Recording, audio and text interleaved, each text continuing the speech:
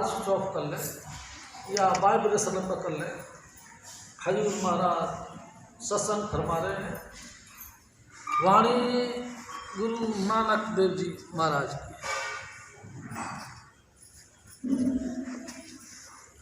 आत्म में राम, राम में आत्म,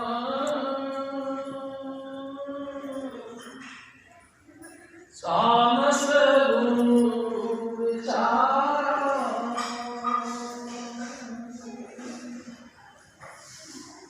आत्म में राम, राम में आत्म,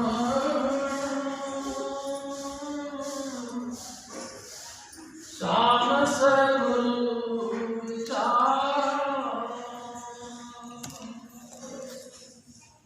परम पुरुष पूर्ण धन्य हजूर स्वामी जी महाराज, परम आदरणीय माता जी महाराज और प्यारी साध संगत, प्यारी साध संगत जी, ये वाणी पहली पातशाही गुरु नानक साहब की।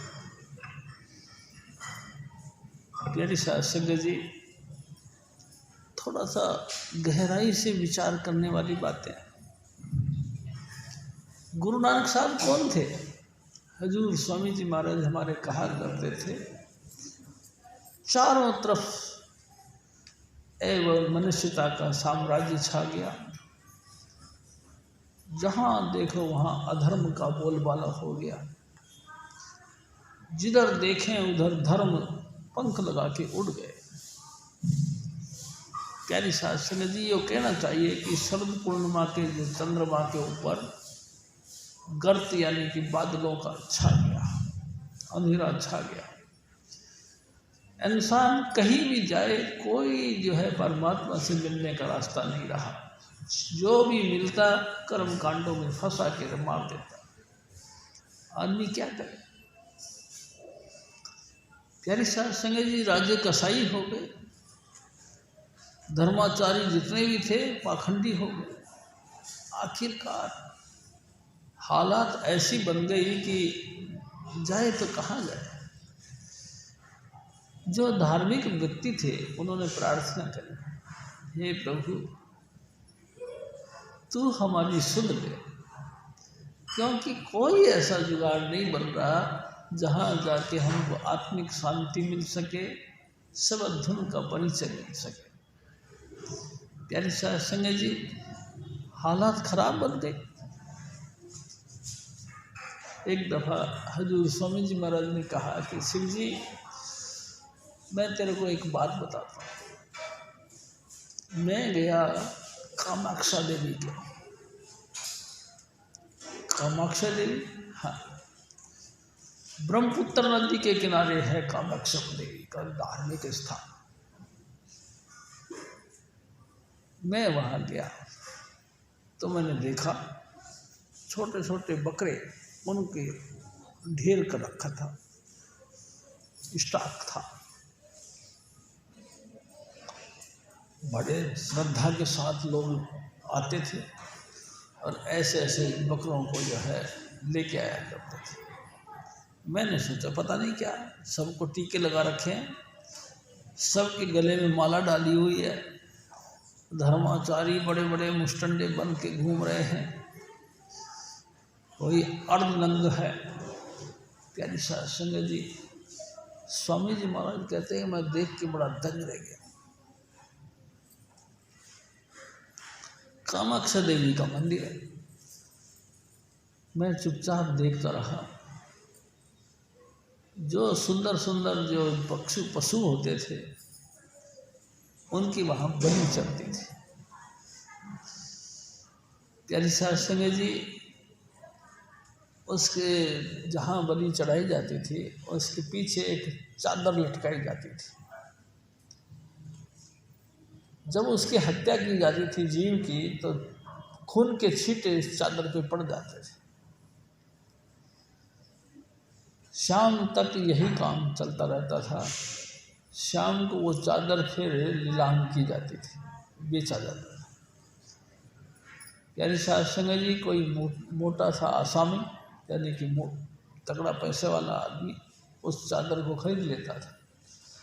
उसके बाद उस चादर के टुकड़े टुकड़े करके बेचते थे, ये सोच के कि ये देवी माई को जो भोग लगा है, देवी माई के लिए जो श्रद्धा में लोगों ने भेंट चढ़ाई है, उसके छींटे इसमें पड़े हैं, ये महापाक और पवित्र हो। प्यारी साध संगत जी, आप बताओ, है कोई कहीं जुगाड़ कि ये पुण्य हो? प्यारी साध संगत जी, जितना मर्जी तपा काय को खपा, तपस्या कर करके क्यों बर्बाद हो रहा है? जहाँ तुम जो कुछ करते हो उसका फल तुमको मिलेगा। अगर आपने किसी के साथ में धक्का किया है तो प्यारी साध संगत जी, वक्त बे वक्त धक्का आपके साथ भी होएगा। आपने किसी का नाजायज दबा लिया है, कोई ना कोई वक्त आपका भी दबा लिया जाएगा।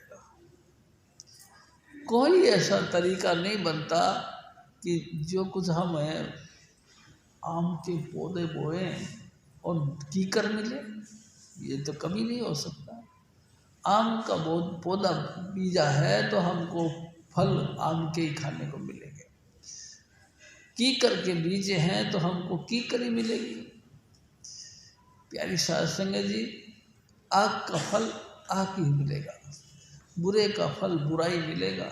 चाहे हम कितने ही सुचारू रूप से और बड़े गणित लगाकर, बड़े बुद्धि को दौड़ाकर, सोच समझ कर कदम रखें, फिर भी ये समझना पड़ेगा कि जैसा हम करें वैसा हमको मिलेगा।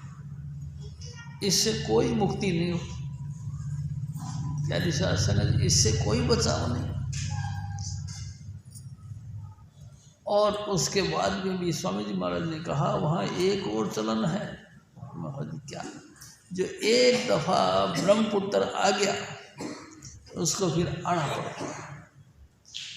हजूर स्वामी जी महाराज फिर थोड़ा सा हंसने के ख्याल में आ जाते थे, फिर कहते कि हम ब्रह्मपुत्र हैं, जो एक बार यहाँ आ गया उसको आना ही पड़ेगा।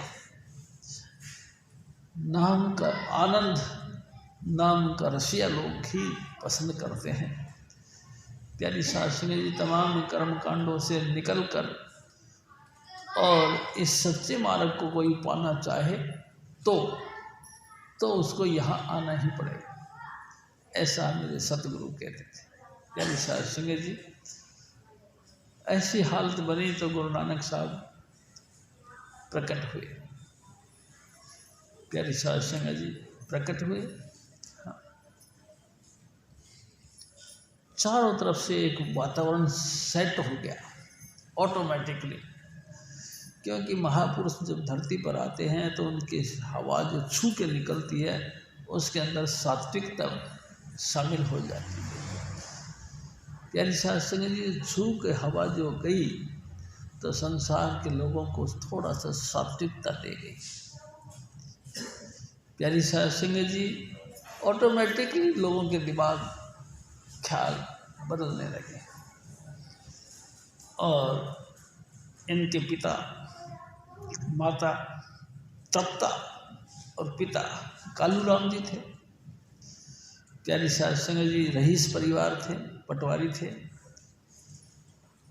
कालूराम जी जो है प्रतिष्ठित भी थे और सरकारी ओहदे पर भी काम करते थे,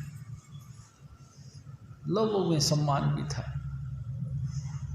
प्यारी साध संगत जी, उन्होंने अपने घर के अंदर गाय भैंस रखी हुई थी, खूब मज्जा रखी थी।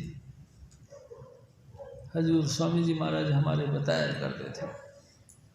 थोड़े दिनों बाद जब गुरु नानक साहब थोड़े से यानी कि चलने फिरने वाले हो गए, तब से ही इनको मज्जों की सेवा यानी गाय भैंसों की सेवा दे दी गई और ये हाथ में जो है कि लकुटिया ले करके गाय भैंस चराने जाया करते थे। प्यारी साध संगत जी जाते थे, लेकिन कमाल की एक बात थी कि हमेशा इनकी आंखें मस्त रहती थी। कोई भी बात कोई भी चीज, कोई भी कुछ करता है तो बड़ा सीरियस रह करके बातें करते थे। प्यारी साध संगत जी, अंतर्मुखी अभ्यास इनको बचपन से ही हाजिर था। एक दफा स्वामी जी महाराज ने कहा कि गाय भैंस चराने गए, वहाँ जाके मज्जों को यानी कि गाय भैंसों को छुट्टी छोड़ देते थे, खुली छोड़ देते थे कि खाओ जितना मर्जी, जहाँ से मर्जी चलते जाओ, और ये आप किसी न किसी पेड़ का सहारा लेकर के बैठ जाते थे। प्यारी साध संगत जी, लोग बाग ऐसा ही करते हैं, ये भी ऐसा ही करते थे। जब कभी सूरत इनकी सिमटती थी तो ये जमीन पे लेट जाते थे और अंतर्मुखी अभ्यास पे लग जाते थे। प्यारी साध संगत जी, एक दफ़ा तो ये बात हुई कि जब ये लेटे हुए थे तो इनकी सूरत निकल गई। सूरत धुरधाम की तरफ चल पड़ी, शब्द की तरफ चल पड़ी और रात सामने जो है कि सूरज निकलता रहा, सूरज की किरणें इनके ऊपर पड़ती रही। एक पास में ही उसी दरखत के जड़ के अंदर एक बम्बी थी, यानी कि बिल था, बिल में एक सांप रहता था। प्यारी साध संगत जी, सांप निकला और फन फैला के इनके ऊपर छाया कर दिया, जिससे कि इनको जो है कि धूप की सेक से आँख खुले नहीं और ये अपने लगातार धुन पे मस्त रहे। प्यारी साध संगत जी, इस तरह की पोजीशन पे लेटे हुए थे। अचानक क्या हुआ कि 2-3 व्यक्ति इनके गांव के उधर से निकले। उन्होंने देखा कि हैं, ये तो नानका है, ये तो कालू राम का लड़का है। प्यारी साध संगत जी, वो जब उनकी रक्षा के लिए कि कहीं सांप इसको डस ना जाए, रक्षा के लिए इनकी तरफ आए तो सांप चुपचाप मुंह नीचे करके और बम्बी में जाके घुस गया। देखा, लड़के को जगाया गया, देखा तो इसमें कोई बेचैनी नहीं थी। प्यारी साध संगत जी, लोगों ने सोचा कि कहीं डसा तो नहीं। गांव में जाके उन्होंने शोर मचा दिया, भाई कालू राम का लड़का कोई ना कोई सिद्ध पुरुष, चमत्कारिक पुरुष है। देखो, मैंने आज आँखों से देखा, एक सांप इनके ऊपर छाया करके खड़ा था। सब लोग इनको रेस्पेक्ट करने लगे। प्यारी साध संगत जी, लेकिन ये फिर भी जो है अपने मस्ती में मस्त रहे। गाय भैंसों को चराने का इनका उद्देश्य था। एक दिन फिर इनके पिताजी ने सोचा कि इसको पढ़ने के लिए भेजना चाहिए। प्यारी साध संगत जी, उन्होंने गुरुद्वारे के जो मंदिरों के अंदर जो पंडे होते थे उनके पास में इनको पढ़ने के लिए भेजा। गए। प्यारी साध संगत जी, जैसे अक्षर आता ना कै, उन्होंने झट से कहा, ये कै अक्षर तो मेरे पापा जी का नाम है। यानी इतनी चेतनता थी इनके। प्यारी साध संगत जी, स्वामी जी महाराज यूँ भी कहते थे, एक अक्षर पहले गणित का एक अक्षर लिखा गया, उसी वक्त इन्होंने एक प्रश्न कर दिया। उस पंडित जी महाराज से कहने लगे कि पंडित जी, ये एक क्या होता है? उन्होंने कहा, एक मतलब एक। हाँ, एक मतलब एक, लेकिन एक है कौन? एक किसको कहते हैं? प्यारी साध संगत जी, इस जटिल सवाल का ऊपर पंडित जी महाराज के पास कोई जवाब नहीं था। एक है कौन? एक किसको कहते हैं? प्यारी साध संगत जी, सिख पंथ के अंदर एक ओंकार कहा गया है।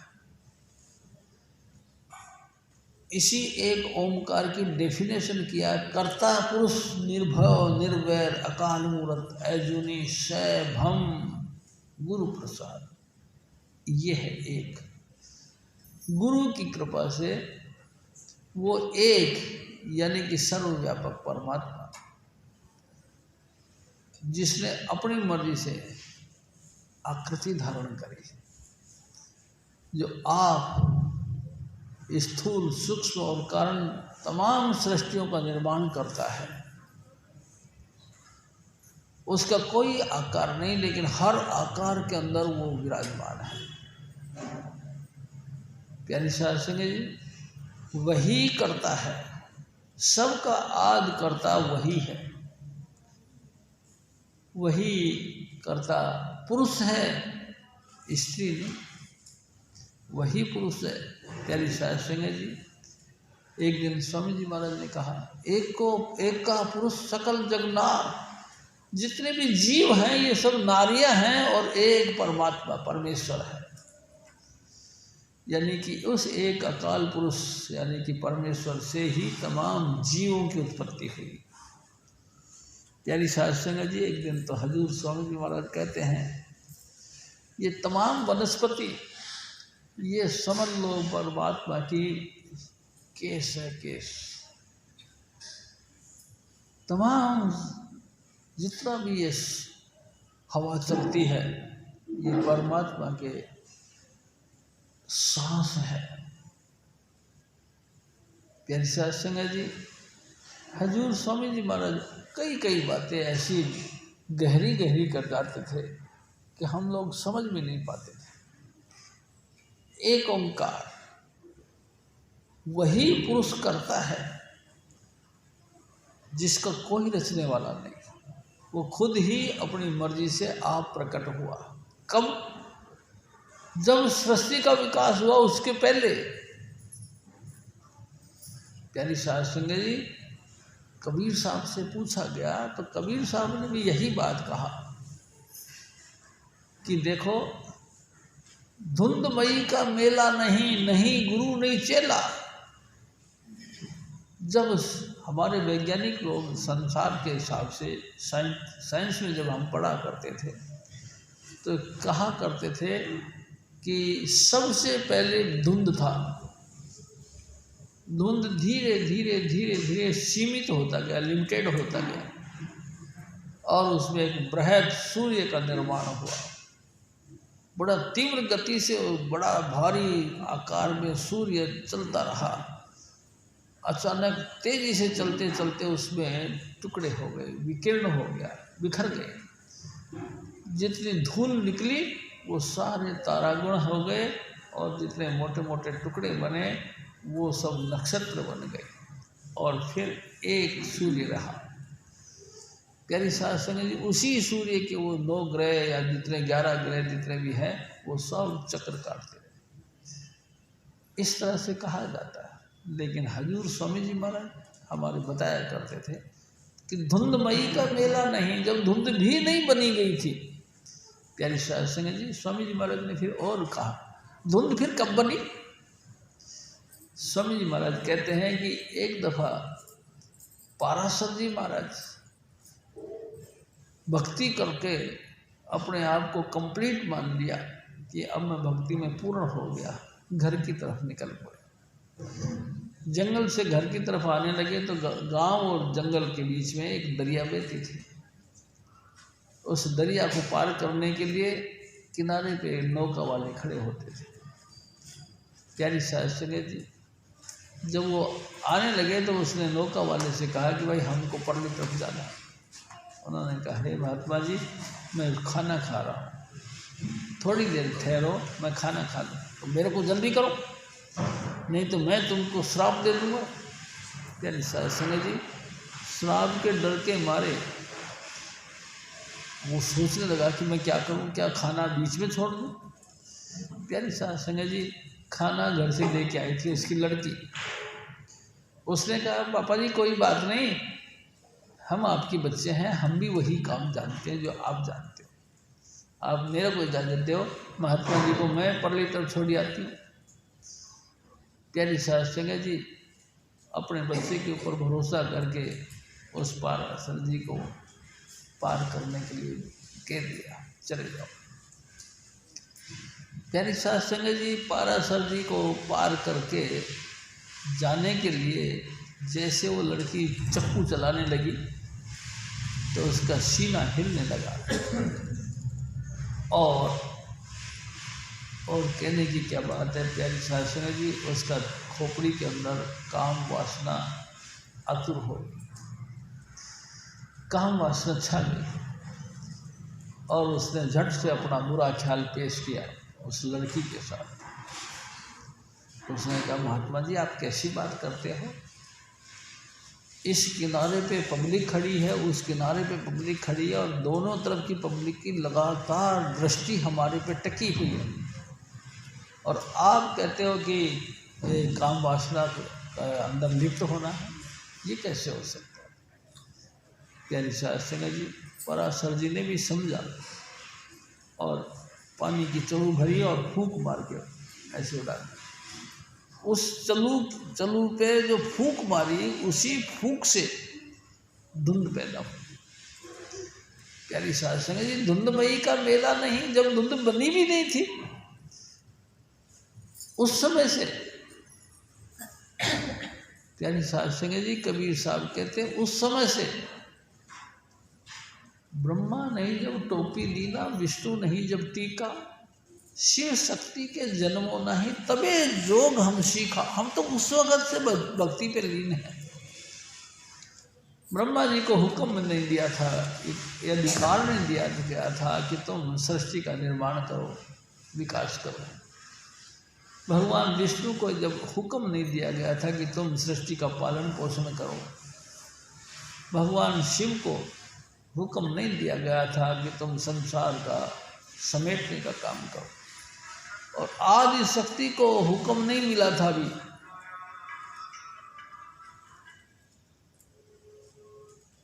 प्यारी साध संगत जी, आदि शक्ति की उत्पत्ति भी नहीं हुई थी, तब से हम भजन कर रहे हैं। कमाल है। कौन है ये?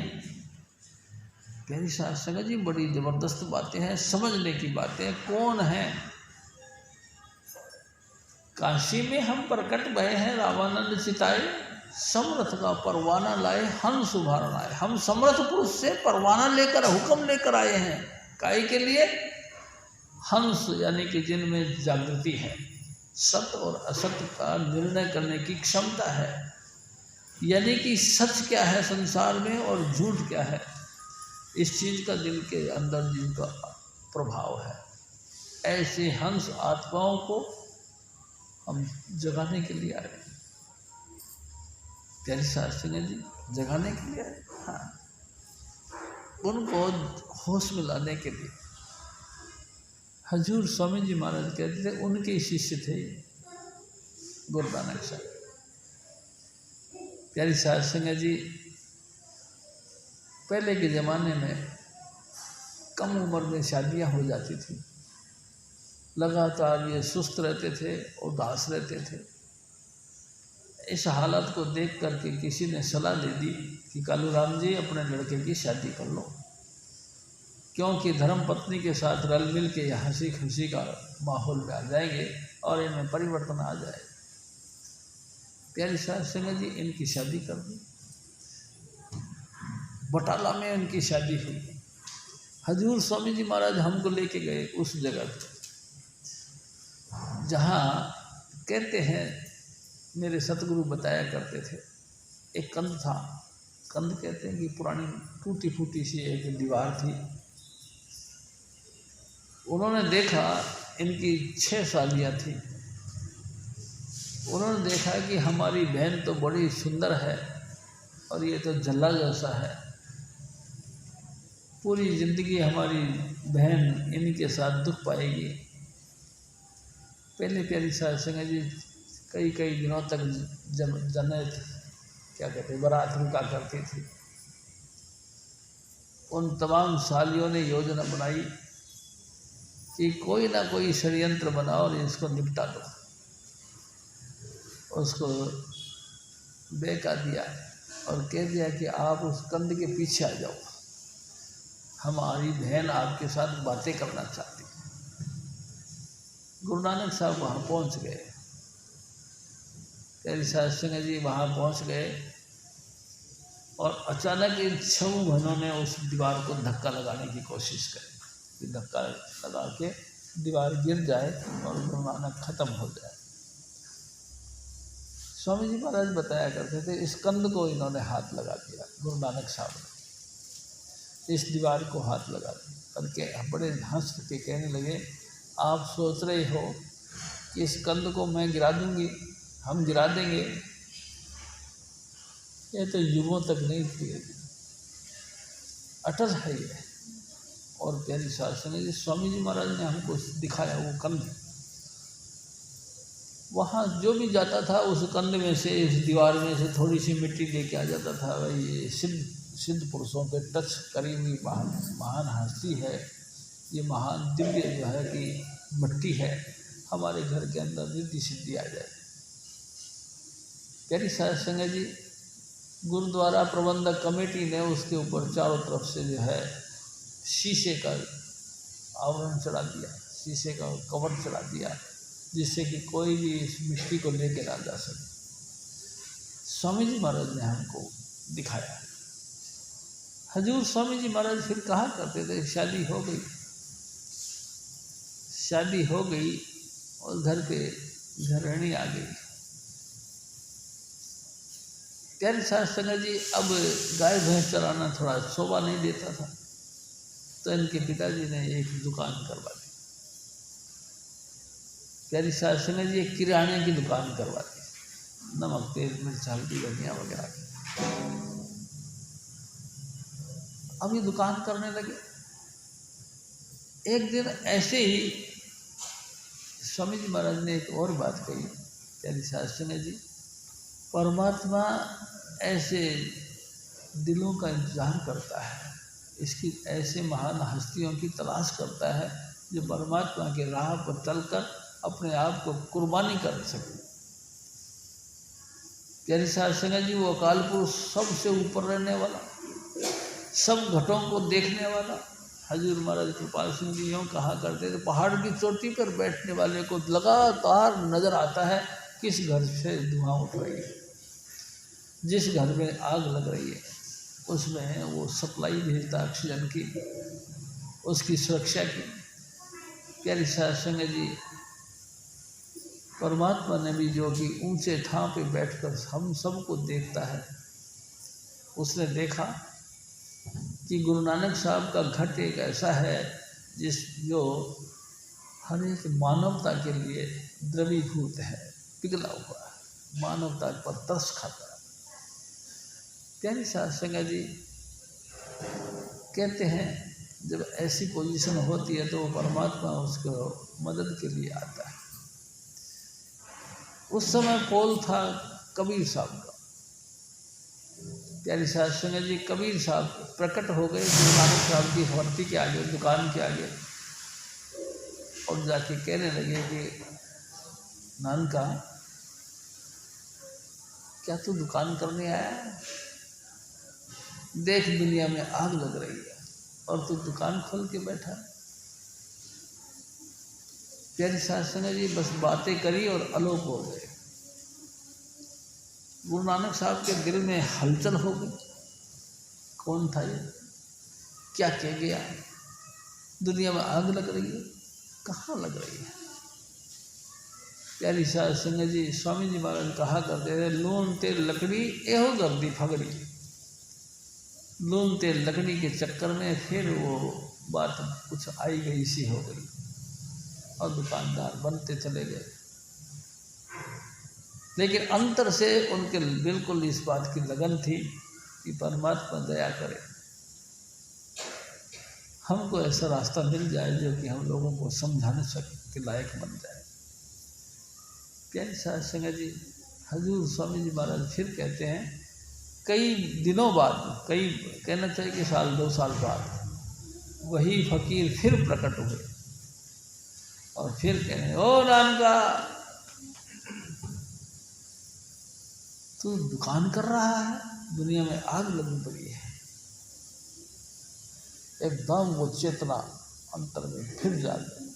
ओहो, ये फकीर तो एक दफ़ा फिर प्रकट हुआ था। उस समय भी इसने यही कहा था, अभी भी यही कहा। विरह इनके अंदर बहुत थी। प्यारी शास्त्री जी वैराग बड़ा था, कोई उनको अच्छा नहीं लगता था। लगातार परमात्मा की याद में आंखों से आंसू टपकते रहते थे। प्यारी शास्त्री जी लगातार वैराग के मारे इनकी आंखें गुप्त रहती थी।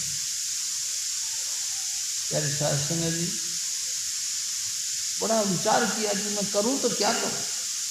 इधर दुकान है, इधर पिताजी का दबाव है, इधर से जो है कि फकीर साईं जो कुछ बोल के गए हैं, यही बात है। बहुत विचार करने के बाद में उन्होंने ये सोचा कि भाई मेरे को यहाँ से किसी न किसी फकीर के पास जाना चाहिए।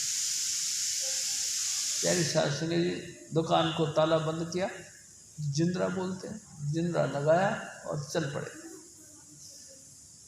और मन में ख्याल है करूं तो क्या करूं, पिताजी ने मेरी पिटाई कर देनी है, फकीर साईं की आवाज़ बड़े बड़े कशिश मारती है, बार बार मेरे को अपनी तरफ खींचती है, मैं करूं तो क्या करूं।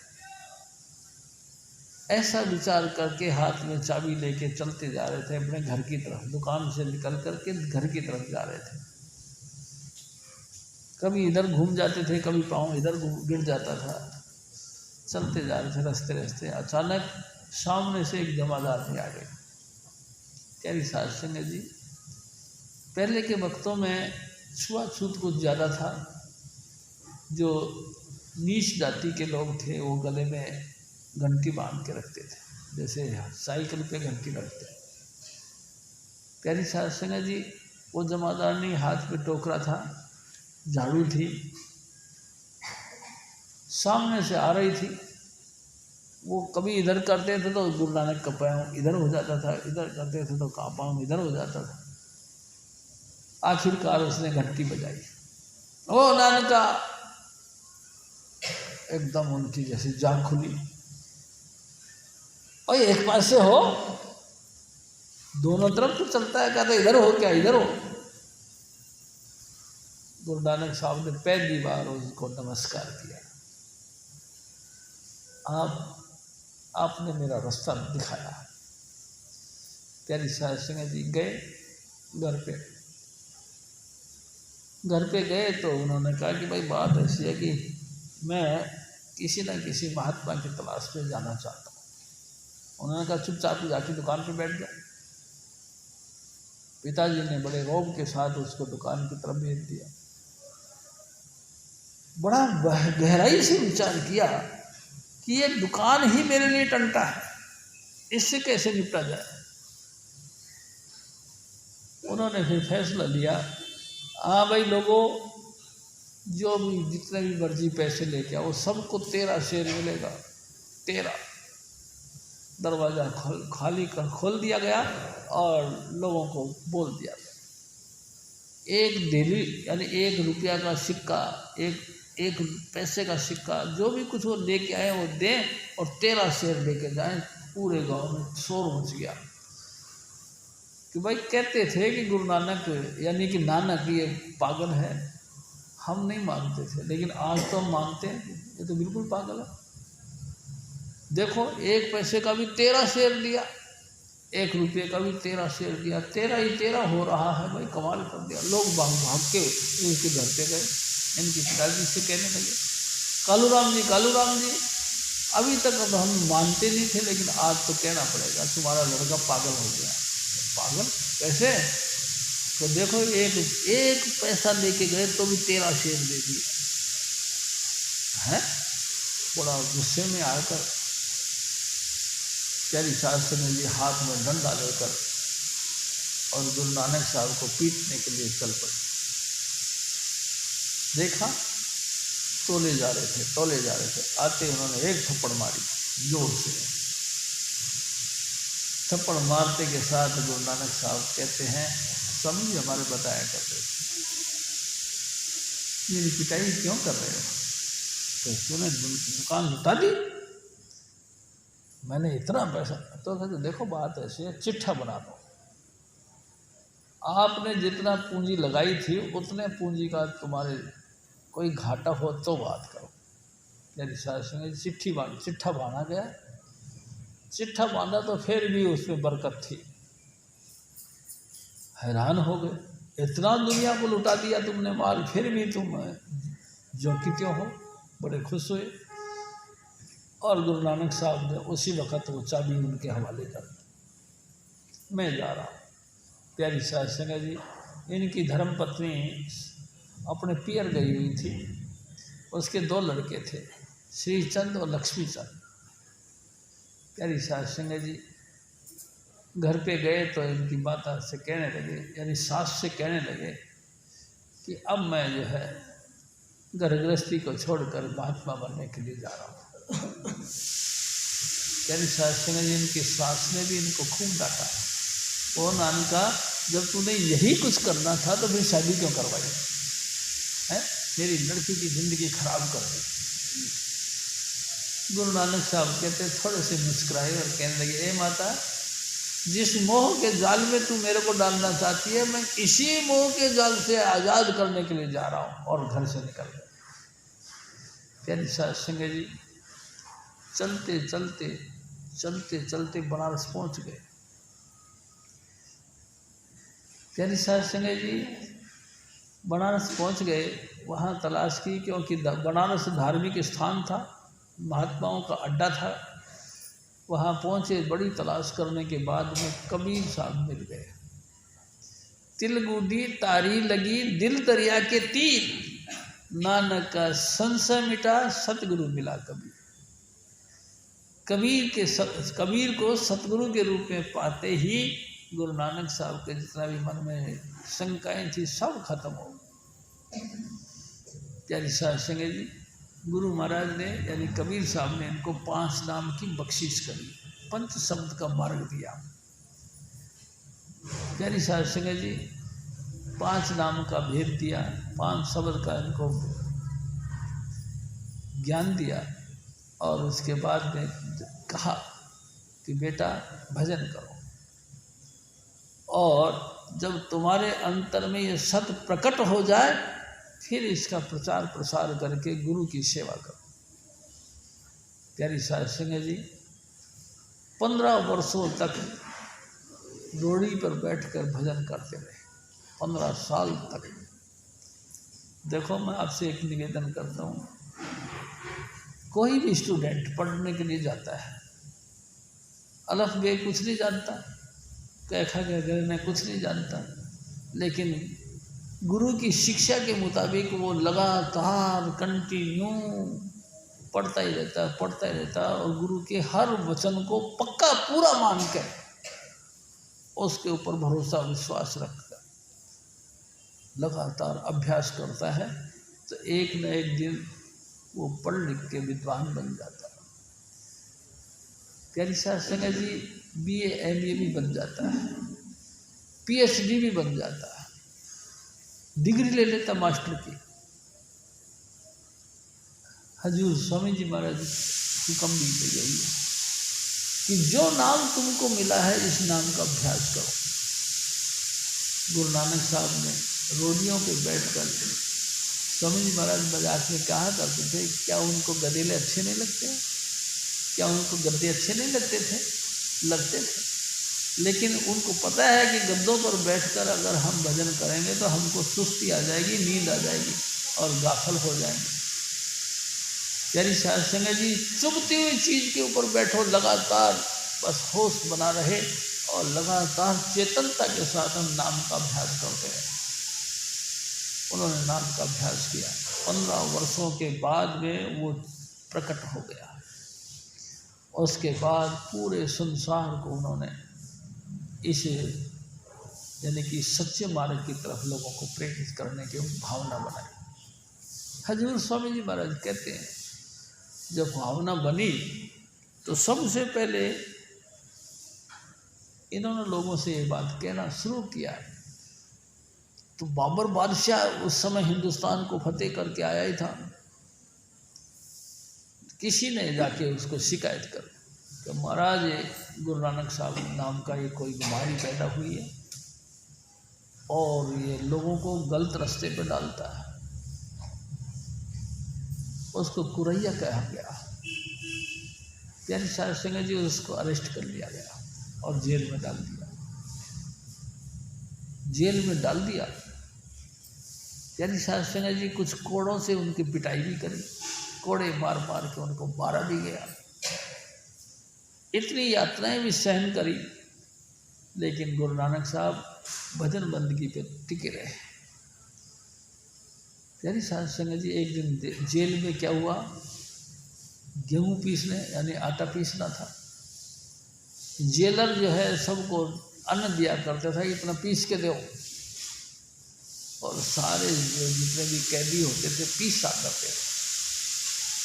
गुरु नानक साहब को भी 5 किलो के करीबन आटा पीसने के लिए कहा गया। प्यारी साहब सिंह जी वो आटा का पीसने का ख्याल लेकर के बैठ गए और शबद धुन में लीन हो गए।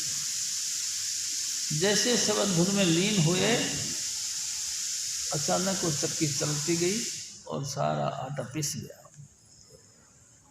वो जो कैदियों को जो जेलर थे ध्यान दे रहे थे, वो हैरान हो गए, ये क्या हुआ, 1 मिनट में 5 किलो आटा पीस दिया। उन्होंने कहा ये तो बात कमाल की बात है। फटाफट उन्होंने सूचना दी राजा को कि राजन ये कैदी तो बड़ा कमाल का है। तो क्या हुआ, तो 1 मिनट में 5 किलो आटा पीस के रख दिया। अच्छा, अरे कहीं कोई फकीर तो नहीं? अरे महाराज हमको समझ में नहीं आता, आप आके देख लो। प्यारी साहब सिंह जी जेल में बाबर पहुंचा और उन्होंने कहा कि अब दिखाओ हमारे को। दोबारा फिर उनको आटा पीसने को दिया गया। प्यारी साहब सिंह जी तो शबद धुन के मस्त फकीर थे। दोबारा फिर उन्होंने शबद धुन सुनना शुरू कर दिया। जैसे शबद धुन सुनना शुरू किया, वो चक्की फिर चल पड़ी और 1 मिनट में फिर पीस के रख दिया। उन्होंने झट से पाँव में सर रख दिया। ओ फकीर साईं, हमको माफ़ कर दे, हम नहीं जान पाए आप कौन है। आप आओ, आपको राज दरबार में सम्मानित किया जाएगा। प्यारी साहब सिंह जी उसको राज दरबार में सम्मानित करने के ख्याल से बाबर बादशाह लेके आए, नए कपड़े पहनाए और उसका रेस्पेक्ट में एक भांग का प्याला पेश किया गया। गुरु नानक साहब भांग के प्याले को देख के कहने लगे, हे बादशाह, तू ये भांग का प्याला पीता, इसको नशा होता है? हाँ जी। सुबह पीता शाम को नशा उतर जाता है? हाँ जी। शाम को पीता सुबह तक उतर जाता है? हाँ जी। और मेरे पास वो नशा है जो कभी नहीं उतरता। नाम खुमारी नानका चढ़ी रहे दिन रात। मेरे पास वो खुमार है, वो मस्ती और वो नशा है, दिन रात 24 घंटे चढ़ा रहता है। प्यारी साहब सिंह जी उसके बाद गुरु नानक साहब फील्ड में आ गए और जगह जगह लोगों को जाके अपने गुरु के शिक्षा का प्रचार प्रसार करने लगे। प्यारी साहब सिंह जी स्वामी जी महाराज कहते थे कि एक दफ़ा कसूर से शहर में दाखिल होने के लिए गए।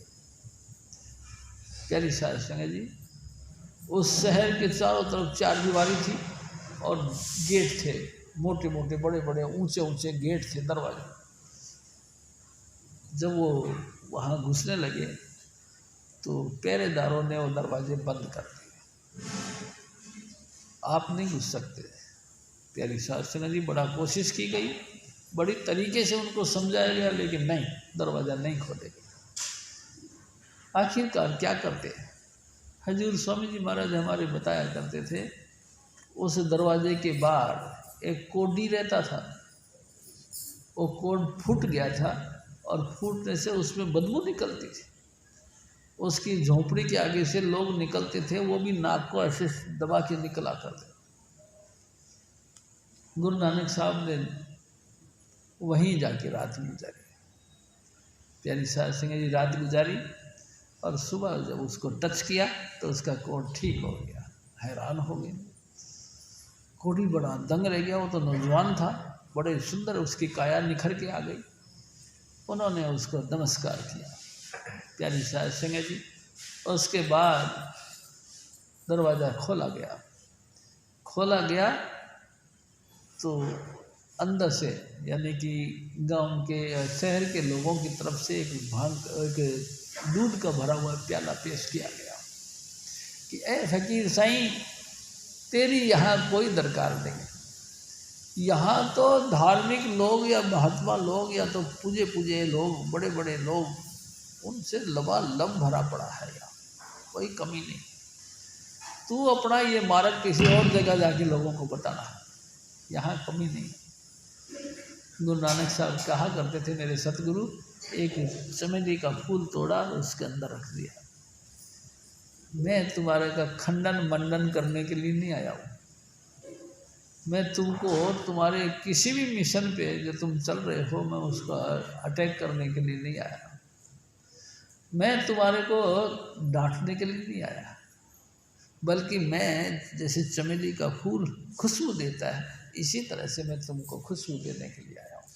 प्यारी साध संगत, विद्वानों ने समझ लिया कि चमेली का फूल रख दिया दूध के कटोरे में, यानी कि हम सबको सुमति देने के लिए आया।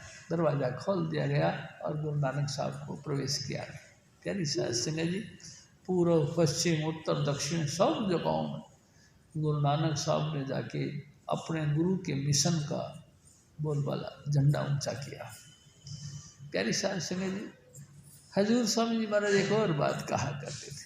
एक दफ़ा जहाँ इस्लाम धर्म के लोग काबा मानते हैं, काबा में भी चले गए। प्यारी साध संगत जी, रुकनुद्दीन नाम था उनका, वहाँ का जो मौलवी साहब था, उनसे डिस्कस हुआ, बातचीत हुई।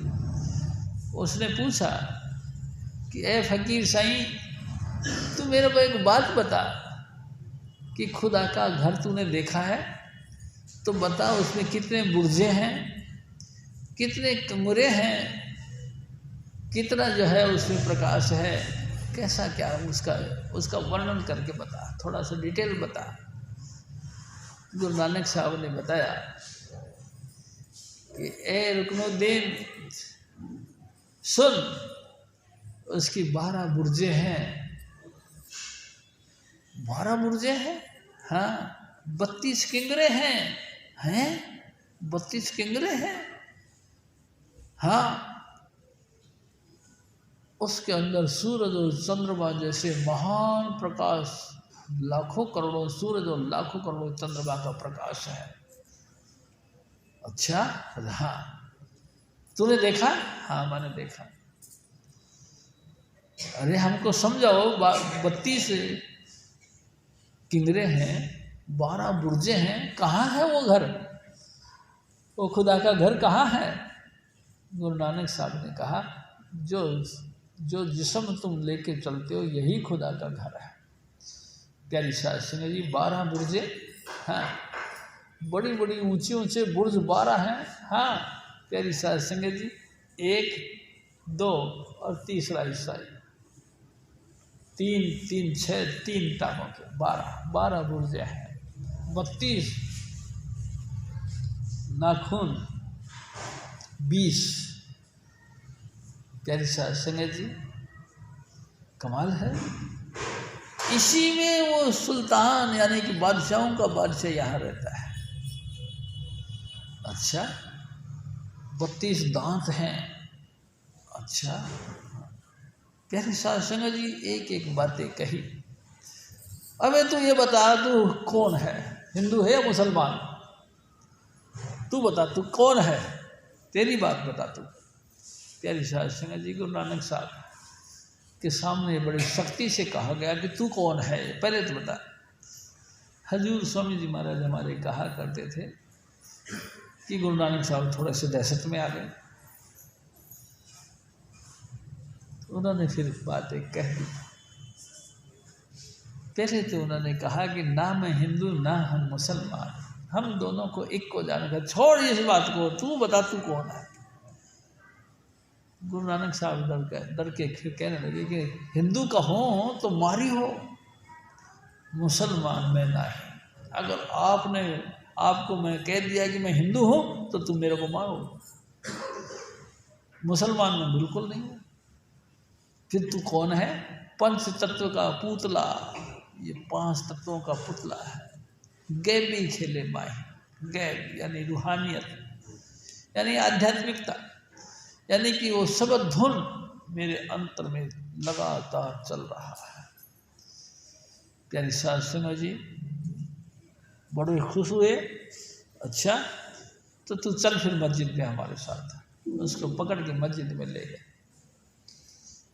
और जब तू हिंदू मुसलमान को एक समझता है तो तू हमारे साथ नमाज अदा कर। प्यारी साध संगत जी नमाज के टाइम में सब ने सिजदा किया, नमस्कार किया। गुरु नानक साहब ऐसे कैसे बैठे रहे। जब नमाज ख़त्म हो गई तो उन्होंने फिर पूछा कि तू तो कहता था मैं हिंदू मुसलमान को एक समझता हूँ, फिर तूने नमाज क्यों नहीं अदा करी? अरे बात ऐसी है कि नमाज में अदा करता किसके साथ,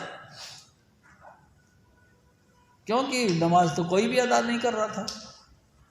अरे मौलवी साहब हैं हमारे, अरे मौलवी साहब की बात मत करो, इनको तो ध्यान लगा हुआ था अपने घर में जो बछेरा है ना, मतलब घोड़ी ब्याने वाली है, उसका बाल बच्चा कोई होगा, उसके कहीं गिरा के टूट फूट ना हो जाए, हाथ पैर ना टूट जाए, इसका तो ध्यान उसमें था। अच्छा तो इससे कर लेते।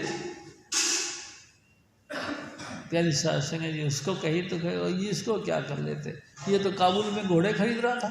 है सचमुच वो काबुल में घोड़ा खरीद रहा था और वो अपने घर के अंदर घोड़ी जो ब्याने वाली थी उसकी तरफ चेष्टा।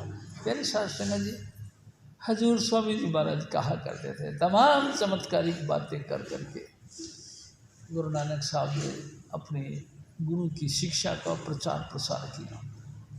प्यारी साध संगत जी जब चारों उदासियां धारण करने के बाद घर पे आ गए, बुजुर्ग हो गए,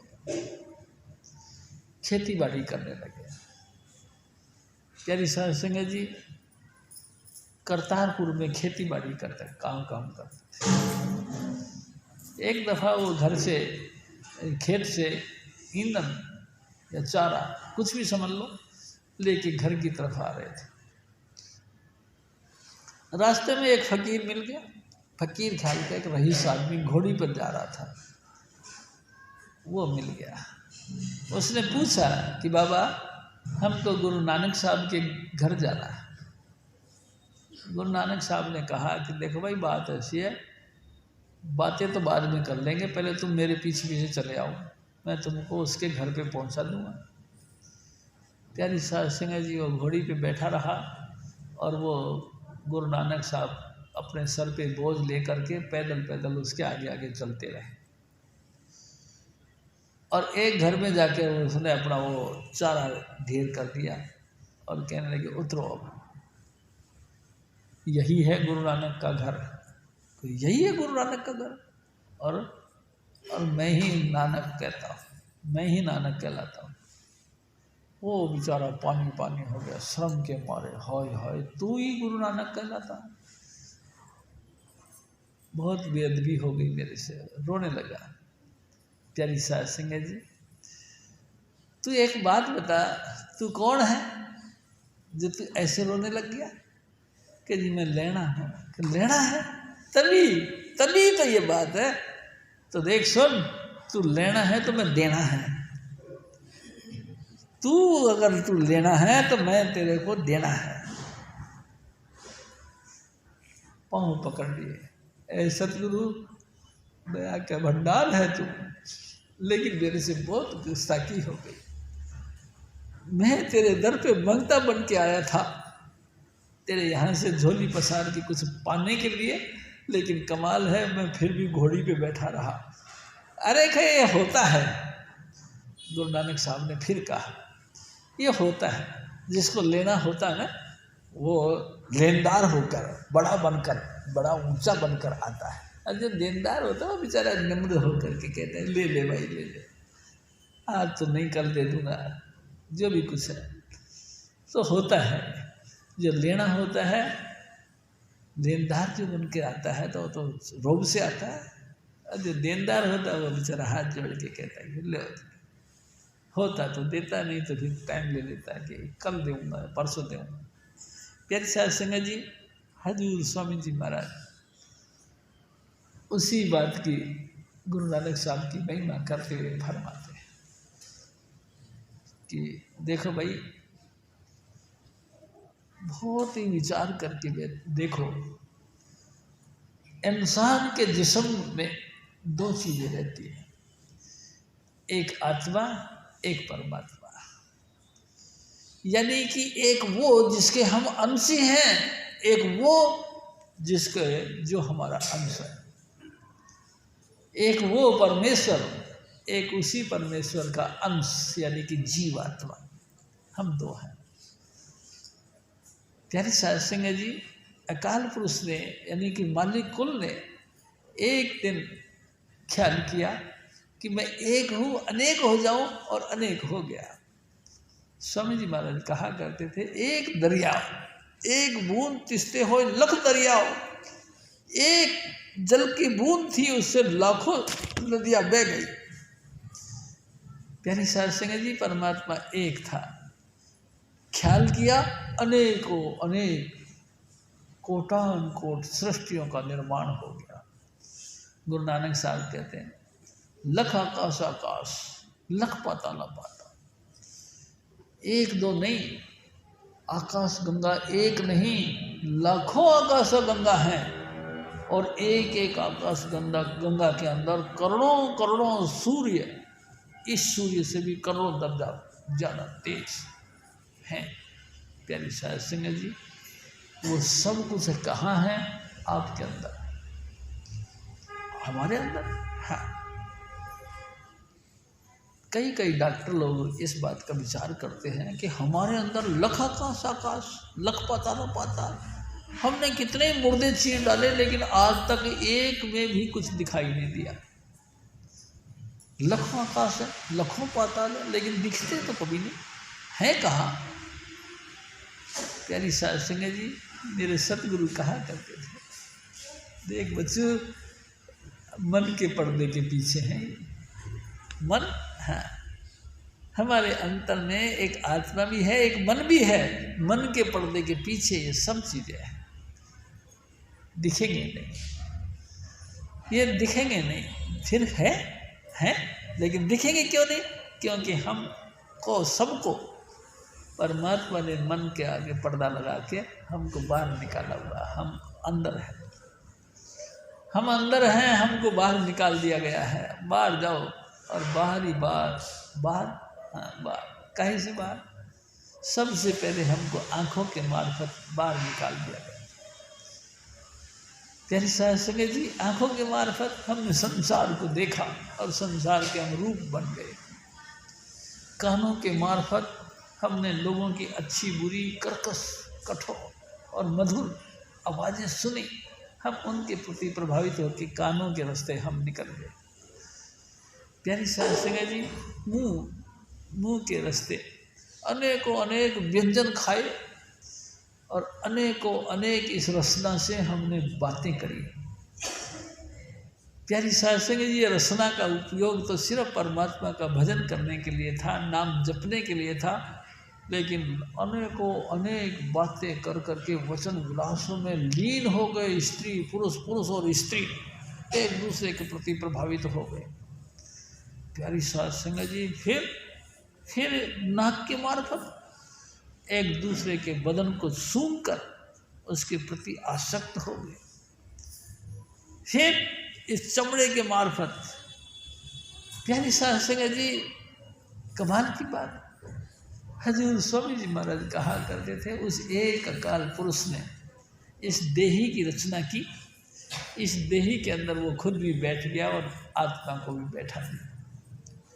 प्यारी साध संगत जी, लेकिन हम जाने नहीं, जाने कब? जब स्वामी जी महाराज फिर आगे फरमाते। हाँ,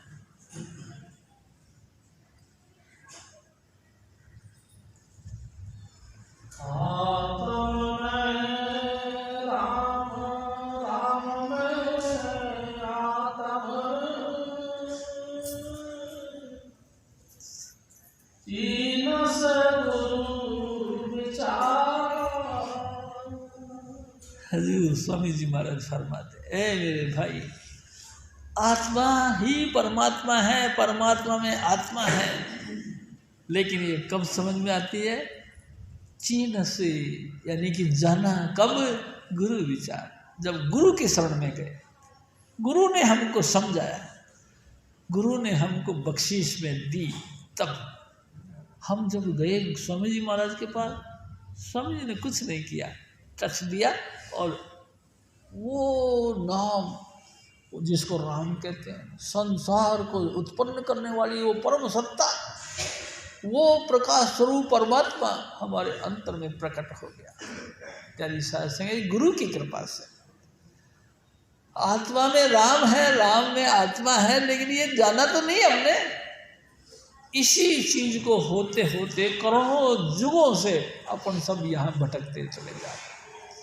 कभी हम भगवान राम का घर भी देखा, कभी कृष्ण जी का वक्त भी देखा, प्यारी साध संगत जी गुरु नानक साहब का भी देखा, प्यारी साध संगत जी हजूर महाराज बाबा सावन सिंह जी महाराज का भी वक्त देखा,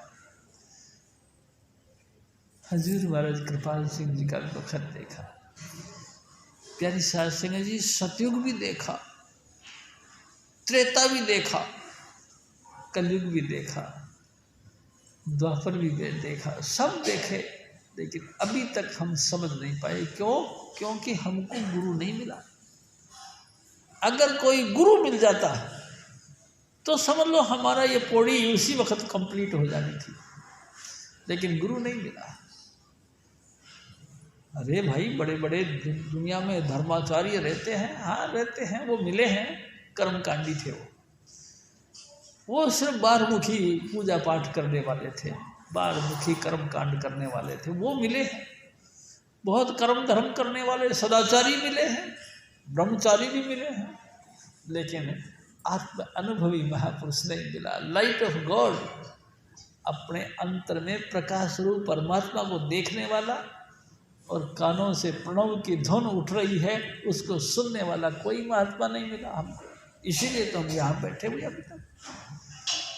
यानी साध संगत जी जय कर मेरे को सदू हम सबको हजूर स्वामी चुन्नीलाल पहले मिल जाते और ये नाम की बख्शिश कर देते तो प्यारी साध संगत जी इसमें कोई शक नहीं कि हम फिर अपने घर चले जाते, जन्म मरण हमारा खत्म हो जाता।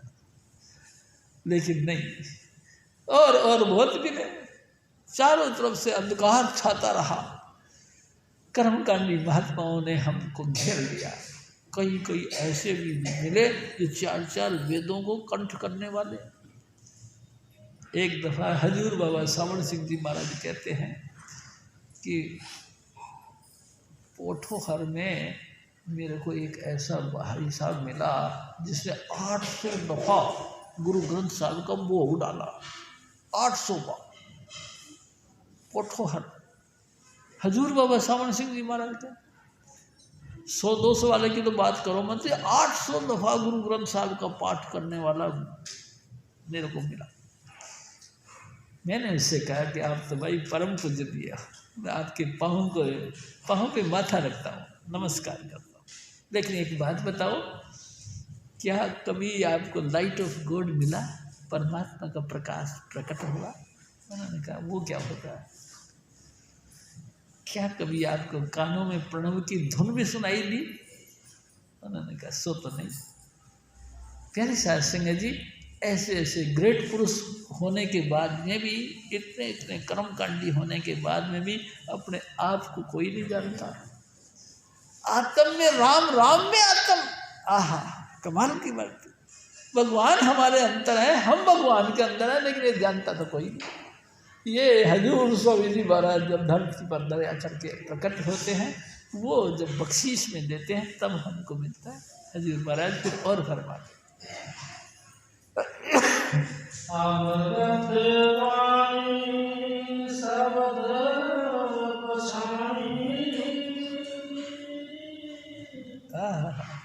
दुख काटे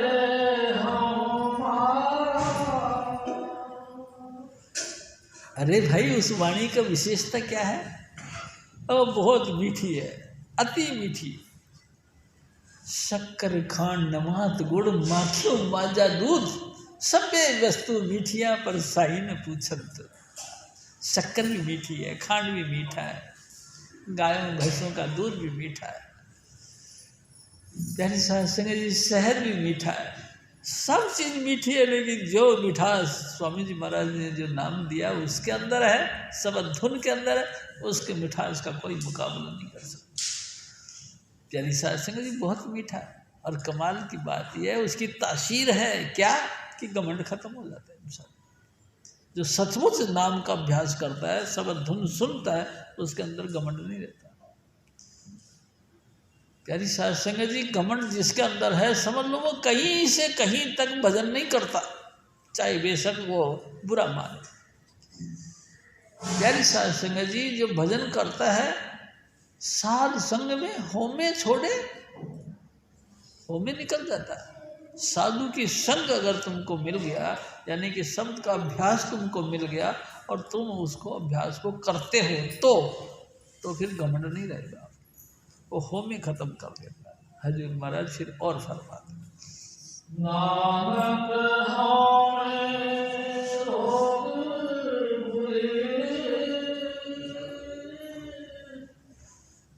नानक होमे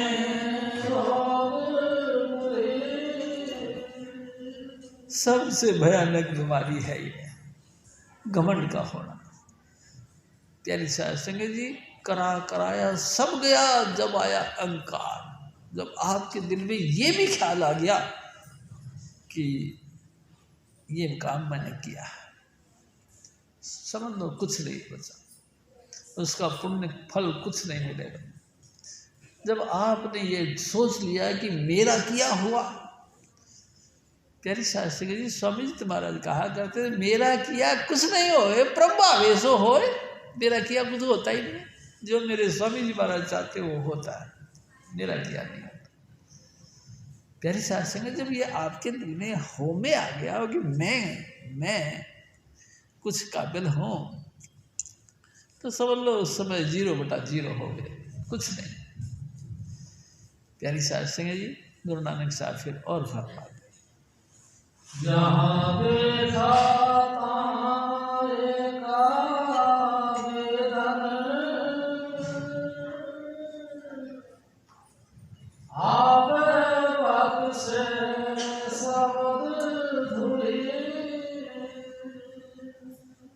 वाह भाई, जहाँ भी मैंने देखा एक ही देखा, क्या वो सब धुन परमात्मा। प्यारी साध संगत जी वही सबका देने वाला है, सबको देने वाला वही परमात्मा।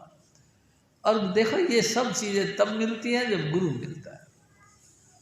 गुरु की कृपा से ही हमने अपने अंतर में सब धुन को सुनना शुरू किया। प्यारी साध संगत जी गुरु क्या देता है? गुरु कुछ नहीं देता, जो कुछ तुम्हारे पास है बस उसको थोड़ा टच दे देता है, खोल देता है, बस और कुछ नहीं देता। सब कुछ ऑलरेडी सामान तुम्हारे अपना है, तुम अपने पास में लेके आए हो, बस गुरु तो सिर्फ टच देता है। प्यारी साध संगत जी लाइट ऑफ गॉड जो आपके अंदर जुगों जुगों से छुपी हुई थी उसको जगा देता है। वो सब धुन जब से दुनिया बनी तब से तुम्हारे अंतर में उसका प्रभाव था, तब से वो ठाटे मार के तुम्हारे अंतर में अपना परिचय दे रहा था। लेकिन इस माया के जाल में आकर, इस संसार के मोह के अंदर फंसकर उसी में लिप्त हो गए और माया ने उसके ऊपर पर्दा डाल दिया। बस बात यही तो है, मोह में फंस के तुम अपने आप को मट्टी पलीत कर दी। ये मेरा बेटा, ये मेरी बेटी, ये मेरा भाई, ये मेरा बेटा, ये मेरा पापा। प्यारी साध संगत जी ये मेरी संपत्ति, ये मेरे परिवार की संपत्ति, ये मेरा दुकान, ये सोना, ये चांदी, ये रूपा, ये सब मेरा करके इस माया ने और मोह ने सब पर्दे पे डालते ही चले गए। और तुम भूल गए, बिल्कुल भूल गए कि हमारे कुछ इससे परे भी कोई वैल्यू है। बिल्कुल। हाँ, कोई गुरु जी मिल जाए, हजूर स्वामी जी महाराज जैसी परम हस्ती, यानी स्वामी चुन्नीलाल जैसा परम हस्ती मिल जाए, वो हमको बस एक नज़र भर के देखे, प्यारी साध संगत जी, देखते के साथ ही हमारा मन ठहरता है। उसकी उसकी देखने मात्र से एक दृष्टि तारे गुरु पूरा पूरा गुरु अगर एक नज़र भर के भी देख लेना तो मन ठहर जाता है, फिर उड़ान नहीं बढ़ता, फिर हमारे अंतर में टिक जाता है। हजूर स्वामी जी महाराज कहा था, देख शिव जी, मैं जब बहुत छोटा था तो मैं मेरी नानी के घर पे रहता था। नानी मंदिर में जाया करती थी, कृष्ण जी का मंदिर था, मैं भी उनके साथ जाता था। उनकी पूजा पाठ देखी तो मेरे को बड़ा मन में आई कि मैं भी करा करूँ। मैं आके ना, नानी मेरा कर्मकांड करते थे, चंदन वंदन घिसना, पूजा पाठ करना, और मैं कोड़े में बैठ जाता था, आंखें बंद कर लेता था। प्यारी साध संगत जी, मेरे को बड़ा अच्छा लगा। दूसरे दिन मैं चद्दर लेके गया, चद्दर ओढ़ के बुक्कड़ मार के बैठ जाता था। बुक्कड़ मार के जब मैं बैठ जाता था तो बैठा रहता था कई कई देर तक। जब कई कई देर तक जब मैं बैठा रहता था तो वहाँ आने वाला हर श्रद्धालु ये सोचता है कि ये कौन है भाई। एक दफ़ा तो मेरे को ऐसे पकड़ के हिला दिया है, बहने ए नहीं बहना की कर दिया, जगा दिया लोगों ने। देखा कि चुन्नीलाल है। प्यारी साध संगत जी, मेरे को बड़ा चाव था। फिर मेरा चाव हुआ कि यहाँ बैठना ठीक नहीं, मैं ध्रुव की तरह जंगल में जाऊँगा और वहाँ भजन करूँगा परमात्मा को खुश करने के लिए। प्यारी साध संगत जी, फिर मैं गया तो नहीं, लेकिन मेरे को अंतर में मैं लगातार आंखें बंद करके भजन करता रहता था, भजन करता रहता था। हाँ, लेकिन कमाल है, शिव जी मेरे को गुरु नहीं मिला था। मैं बड़ा व्याकुल रहता था कि गुरु मिले। क्यों? एक दफ़ा उसी कृष्ण मंदिर के अंदर एक महात्मा आए पूजा कर सत्संग करने के। उसने कहा, देखो भाई प्यारी साध संगत जी, अभी हमारा हृदय कमल उल्टा है, इसीलिए वो उसकी रहमत तो लबालब गिर रही है, लेकिन ये भर नहीं रहा, टच नहीं हो रहा, क्योंकि उल्टा बर्तन रखा हो तो उस पर कितना ही वारिश हो, कुछ नहीं मिलता। हाँ, कोई सज्जन, कोई आन मिला मेरे प्रीतम प्यारा, हाँ तिस पर आँख बिछाई, कोई मेरे को ऐसा प्यारा मिल जाए कि हमारा पुट्ठा जो उल्टा जो कमल है इसको सीधा कर दे। सीधा कैसे हो? प्यारी साध संगत जी, स्वामी जी महाराज कहते हैं, ये क्वेश्चन मेरे अंदर घुस गया कि ये उल्टा जो कमल है ये सीधा कैसे हो। प्यारी साध संगत जी, सारा दिन में विचार करता रहा और शाम पड़े मैं महात्मा जी के पास में फिर आ गया और कहने लगा, ये महात्मा जी, आज आपने जो सत्संग में कहा था कि हमारा हृदय कमल उल्टा है, ये सीधा होगा जब ही उसकी रहमत से भरेगा, तो ये सीधा कैसे होता है?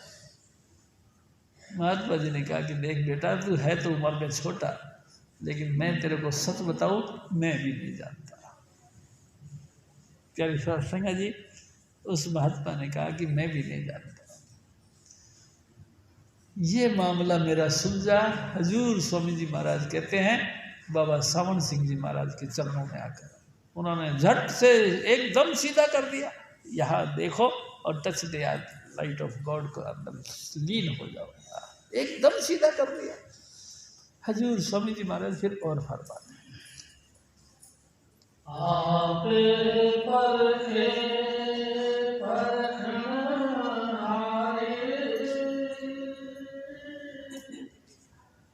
बहुत सुभाग न होई। मालिक कुल यानी कि दादा स्वामी दयाल, यानी कि अकाल पुरुष, यानी कि हजूर स्वामी चुन्नीलाल, वो आप ही हम सबको परखने के लिए आते हैं और आप ही परखनहार हैं। किस वस्तु को परखने आते हैं वो हमारी आत्मा को जानते हैं। प्यारी साध संगत जी, देखो मैं आपसे एक बात बिल्कुल साफ करूँ, कोई जाति के हैं, किसी धर्म के हैं, किसी क्षेत्र के हैं, हजूर स्वामी जी महाराज ने हमको सबको समान रूप से प्यार किया। उन्होंने नहीं भेदभाव रखा कि तुम उस क्षेत्र के हो, तुम उस जाति के हो। नहीं प्यारी साध संगत जी, हम आत्मा परमात्मा के अंश हैं। प्यारी साध संगत जी, हम कहीं भी आए हैं, कभी भी आए हैं, कैसे भी हम प्रकट हुए हैं, प्यारी साध संगत जी, हम परमात्मा के अंश हैं, हम परमात्मा के टुकड़े हैं। प्यारी साध संगत जी, उन्हीं के हुक्म से हम धरती पर आए हैं और ये बात स्वामी जी महाराज जानते। देखो ना, हम कौन से हैं, कौन जाति के हैं, कौन बरादरी के हैं, कहाँ के रहने वाले, कोई नहीं, लेकिन जब नाम मिलता है तो सबके अंदर समान रूप से लाइट ऑफ गॉड प्रकट होता है, सब प्रकट होता है। प्यारी साध संगत, उस समय तो कोई भेदभाव नहीं होता। इसका मतलब आत्मिक रूप से हम एक हैं। हजूर स्वामी जी महाराज फिर और फरमाते,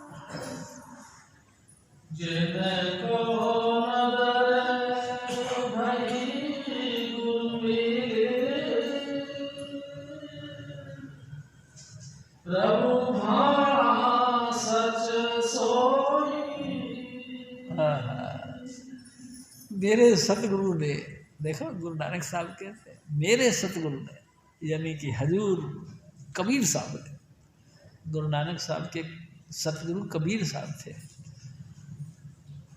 खुल के कहते हैं कि मेरे सतगुरु ने जिनके ऊपर दया करी और उन्होंने उसके भाने को मान लिया, यानी उनके हुक्म को मान लिया, उनकी मौज में अपने आप को सेट कर दिया, वही कामयाब हो गए। हजूर स्वामी जी महाराज फिर और फरमाते, और पानी में संतर रोगी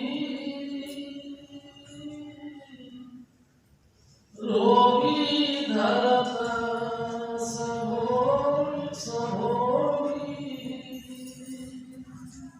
यानी साध संगत जी, गुरु नानक साहब देखो क्या कहते हैं, पवन यानी कि हवा, पानी यानी कि जल, बैसंतर यानी अग्नि।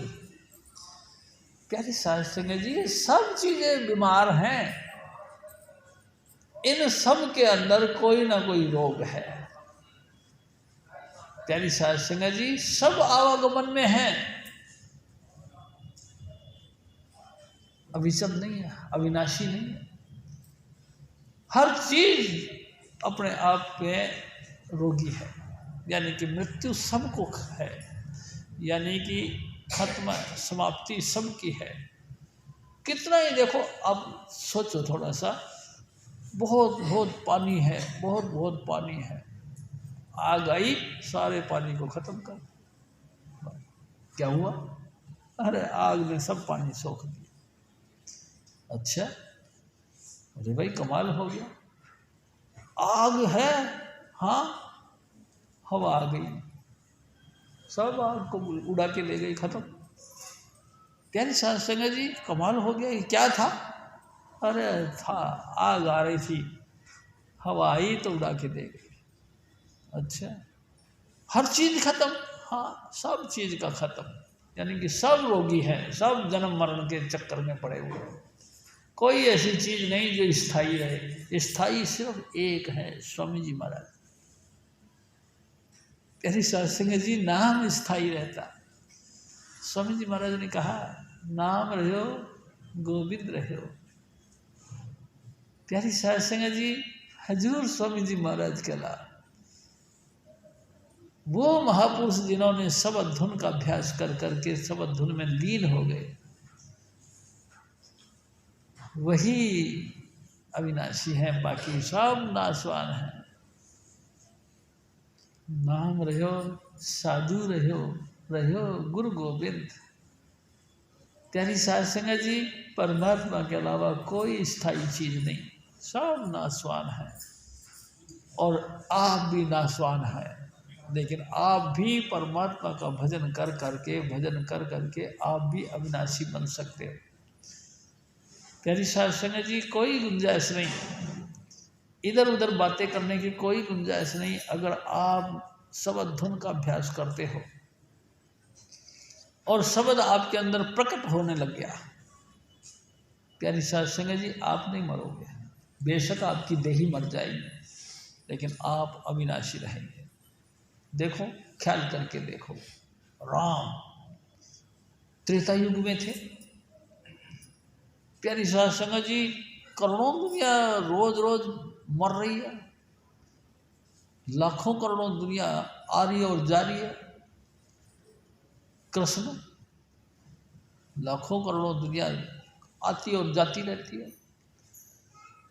प्यारी साध संगत जी, हजूर स्वामी जी महाराज यानी कबीर साहब कितने कितने मुश्किल डाल डाल के इनको ख़त्म करने की कोशिश करी। गुरु नानक साहब देखो ना, कितना कितना भयंकर मुश्किल पड़ी इनके ऊपर, कमाल है। हाँ, गुरु अंगद देव पूरी जिंदगी भर वो अपने ट्यूशन पढ़ाते रहे और लोगों को सूरमा यानी कि बहादुरी का काम यानी कि पहलवानी का काम सिखाते रहे। प्यारी साध संगत जी, अमरदास जी महाराज 72 साल की उम्र के बाद में गुरु मिला। प्यारी साध संगत जी, बुढ़ापा तो आ ही गया, 72 साल पे तो बुढ़ापा ही आ जाता, लेकिन अविनाशी हो गए अंगद देव, अमरदास जी, तो फिर रामदास जी। हाँ, प्यारी साध संगत जी, छोटे से उम्र के बच्चे बालक रामदास उनकी शरण में आए, शबद धुन का अभ्यास किया और अमर हो गए। गुरु अर्जुन देव जी, देखो प्यारी साध संगत जी, हजूर स्वामी जी महाराज आगरे वाले, हजूर बाबा जयमन सिंह, हजूर बाबा सावण सिंह, हजूर महाराज कृपाल सिंह, हजूर स्वामी सुरनीलाल।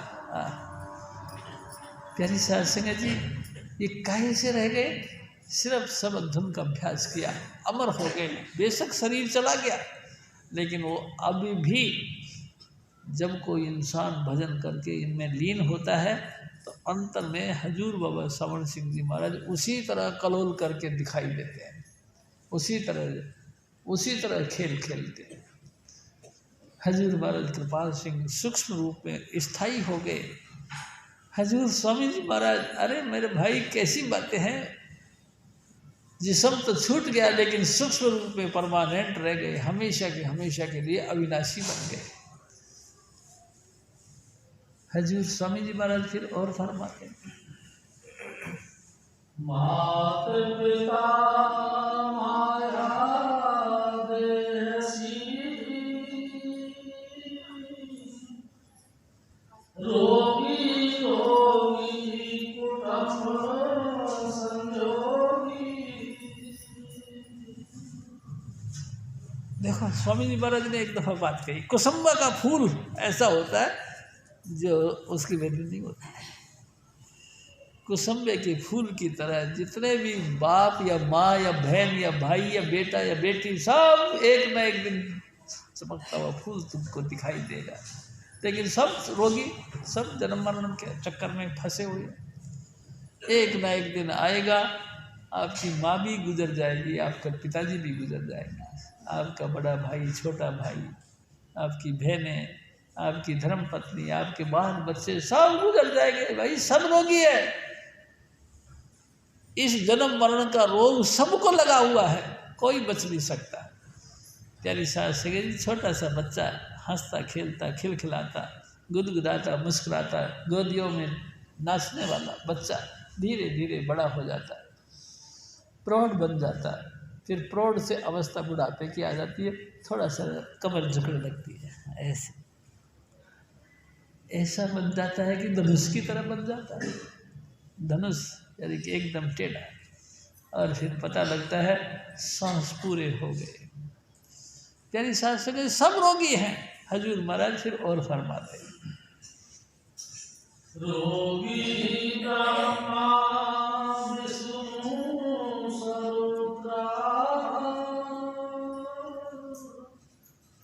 रोगी सरल संसार। जो ब्रह्मा जी सृष्टि को पैदा करने वाले वो भी रोगी है।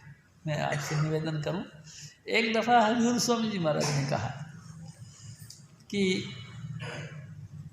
भगवान कृष्ण जी अर्जुन को कहते हैं, हे अर्जुन देख इस नाली में देख। देखा तो कई कीड़े चल रहे थे। ये कीड़ा कई दफा ब्रह्मा जी बन गया है। कमाल कर दिया। महाराज जी क्या कह रहे हो? तो मैं सही बता रहा हूँ आपको। कई दफा ब्रह्मा बन गया, कई दफा इंद्र बन गया है, तमाम देवताओं का बादशाह। हाँ, आज अपनी करनी के कारण से कीड़ा बन के भटक रहा है। कैसी साध संगत जी, ब्रह्मा जी जैसे महान हस्ती, राजा इंद्र, देवताओं का बादशाह, कीड़े बन गए। आप सोचो, है कोई ऐसा धरती पर जो फिर इनसे बड़ा हो? जब इन लोगों की ये दुर्गति है तो हमारी लोगों की क्या होनी है भाई जी? ये तो मेहरबानी है मेरे सतगुरु की, जिन्होंने जन्म मरण से मुक्त कर दिया हमको। प्यारी साध संगत जी, नाम की बख्शिश कर दी, वो स्पेशल। ये स्वामी जी महाराज की स्पेशल दया है। इस घोर कलयुग में वो आप आकर प्रकट हुआ और हम तमाम लोगों को अपने पास में बिठाकर, और वो गुप्त नाम जो भगवान शिव ने माता पार्वती को देने की कोशिश करी, प्यारी साध संगत जी, वो गुप्त नाम हमको बख्श दिया। हाँ, बख्श ही नहीं दिया, अब हमारे साथ बैठकर उन्होंने नाम का भी अभ्यास किया। प्यारी साध संगत जी, सूरत सिमट गई और हजूर स्वामी जी महाराज भी सूक्ष्म रूप में अंदर प्रकट होकर उनके साथ चल पड़े। ये हुई बख्शीश। हजूर महाराज फिर और फरमाते,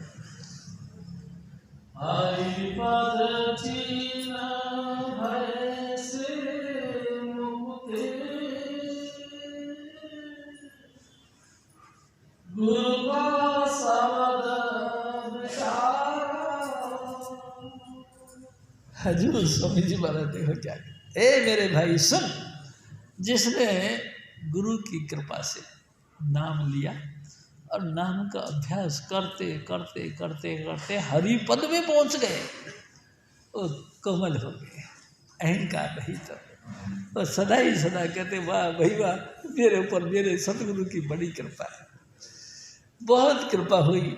हम नीच थे उत्तम भाई, जब से साध संगत मोए भाई, हम नीच थे, जब लगातार इंद्रियों के घाट पर रेंगने वाले थे। मेरे सतगुरु ने ऐसी बख्शिश करी, हमको नीचे से ऊंचा बना दिया, यहाँ मेरा स्थान बना दिया। अब तो मैं 8 पहर यहाँ रहता हूँ। प्यारी साध संगत जी, ये मेहरबानी किसकी हुई? मेरे सतगुरु की हुई। हजूर महाराज फिर और फरमाते,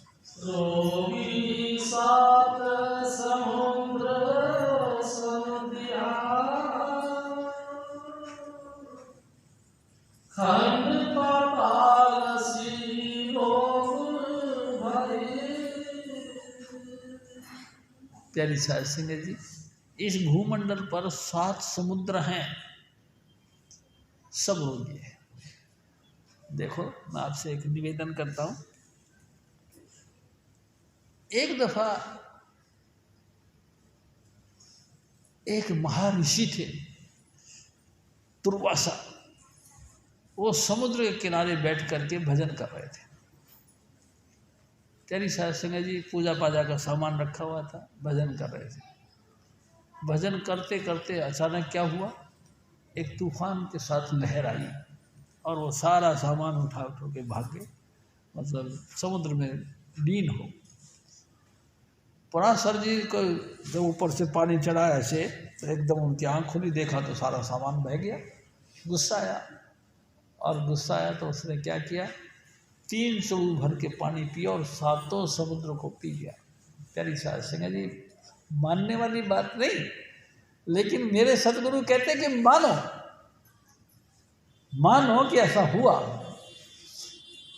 3 चलू समुद्र की पी और सारा पानी अपने अंतर में ढल गया, सारे समुद्र उसके काया में समा गए। सारे मछली परेशान, सारे जलचर जितने भी थे, जल में रहने वाले जीव जंतु दुखी हो गए और हाय हाय मचाने लगे, कई मर गए। आखिर समुद्र देव ने प्रार्थना करी, हे महाराज दया करो, कम से कम मेरे पे नहीं तो इन जीवों पे तो दया करो। जीवों पे दया करने के कारण से उन्होंने पेशाब कर दिया।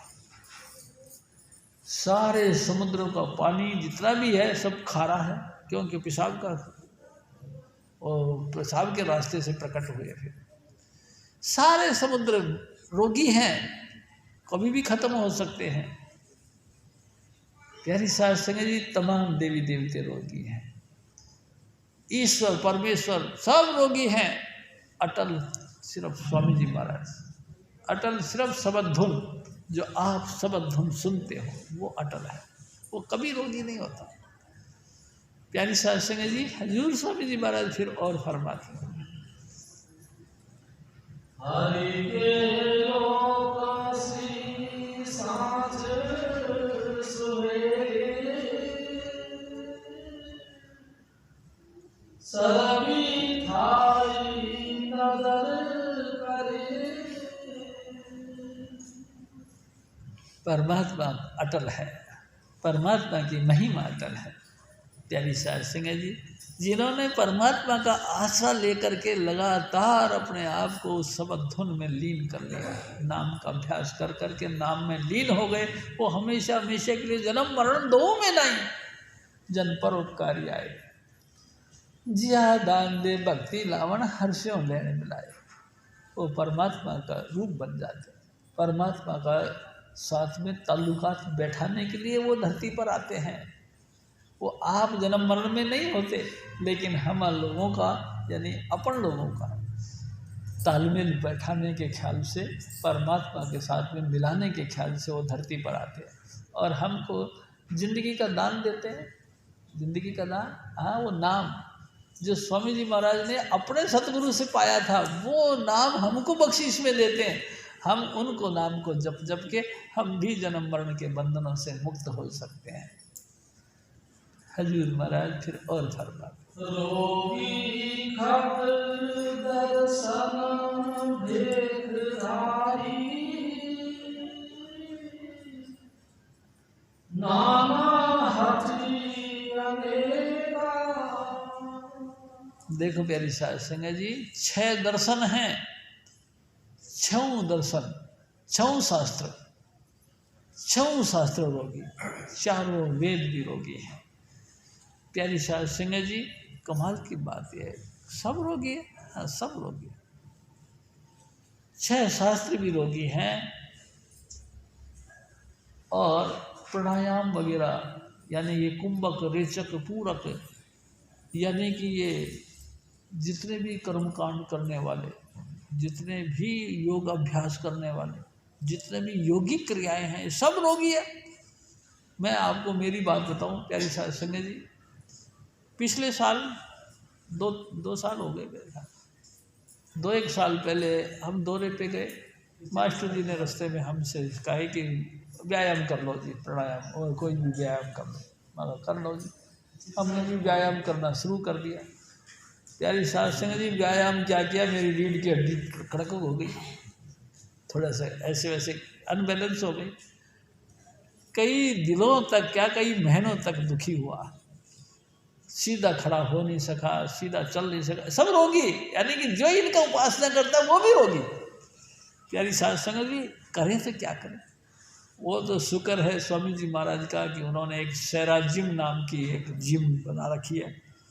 वहाँ पे मेरे को हमारे भाई साहब हैं निशु ने एड्रेस दिया, मैं वहाँ चला गया। उन्होंने हमको लिटाया उसके ऊपर और मशीन चलाई, थोड़े से दिन में वो सेट साट हो गया। प्यारी साध संगत जी, कोई चीज़ ऐसी नहीं जो रोग से मुक्त हो। रोग से मुक्त सिर्फ स्वामी जी महाराज का नाम और स्वामी जी महाराज ही है, बाकी कोई भी रोगी नहीं। सब रोगी हैं और भयंकर रोगी हैं। जन्म मरण जैसी भयानक रोग इनके सर पे लगा पड़ा है। आप क्या समझ रहे हो प्यारी साध संगत? 6 शास्त्र, 4 वेद, 18 पुराण, सब रोगी है। 9 व्याकरण, 6 शास्त्र, सब रोगी है। प्यारी साध संगत जी, सब जन्म मरण में हैं, एक ना एक दिन सब नष्ट हो जाएंगे। देखो ये सृष्टि कितनी दफ़ा बन गई, आप ये सोचो। 16 दफ़ा जब प्रलय होती है तब जा कर के दोबारा चल पड़ता है प्रोग्राम। फिर ऐसे ऐसे कई करीबन 16 दफ़ा हो जाए, यानी कि सब मर जाते हैं। 16 दफ़ा प्रलय होना, यानी कि एक दफ़ा प्रलय हो जाए तभी दुनिया हाय मचाती थी। प्रलय की बात छोड़ो जी, सोमाली आई थी अपने यहाँ से दक्षिण भारत से निकलते निकलते और वहाँ तक क्या कहते हैं कि कौन सी कंट्री तक चली गई थी, लाखों आदमी मर गए थे। प्यारी साहब सिंह जी, आप बताओ, समुद्री तूफान आ जाए तो हम सब मारे जाते हैं, तो फिर हम कैसे कैसे कह सकते हैं कि अपन जन्म मरण से मुक्त हो गए? प्यारी साहब सिंह जी, जन्म मरण से मुक्त नहीं हो सकते, लेकिन जिनको स्वामी जी महाराज जैसी परम हस्ती मिल गई, उन्होंने जन्म मरण का मुक्त करने का एक तरीका बता दिया, इन्हें नाम का साथ जोड़ने का प्रोग्राम रख दिया, वो नाम का अभ्यास करके वो जन्म मरण से बच गए, बाकी सब मारे जाए। हजूर महाराज फिर और फरमाते हैं,